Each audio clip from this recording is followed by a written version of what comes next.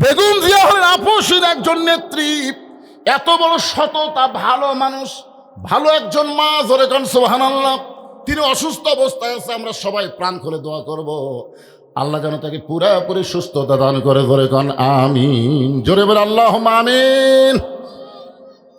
আমি জামাত ইসলামের ভাইদেরকেও বলবো, ওই যে বলেছি যে খালেদা জিয়া ভবনে রাজপথ ছাড়ি নাই, এই কথায় আমি বিশ্বাসী নই, এই কথা আমি মানি না। রাজপথে আমি কেন অনেককেই বলবো, আমার নেতাদেরও বলবো যে রাজপথে যে বিএনপি একসময় বাংলাদেশে জামাত ইসলামের নামগন্ধ ছিল না, শহীদ জিয়ার মাধ্যমে জামাত ইসলাম, জোরে কোন কথা ঠিক কিনা, খালেদা জিয়ার মাধ্যমে জামাত ইসলাম একটা প্রতিষ্ঠা পাইছে।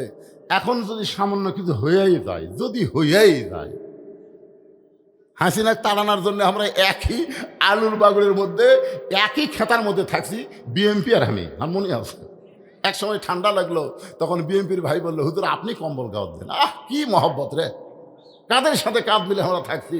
হঠাৎ কি হলো, আমরা ভাই ভাই, আমরা যদি বিচ্ছিন্ন হয়ে যাই, যে কোনো মুহূর্তে হাসিনার মতন ফ্যাসিবাদী শক্তি আবার বাংলাদেশে ঢুকতে পারে। জোরে কোন কথা ঠিক কিনা?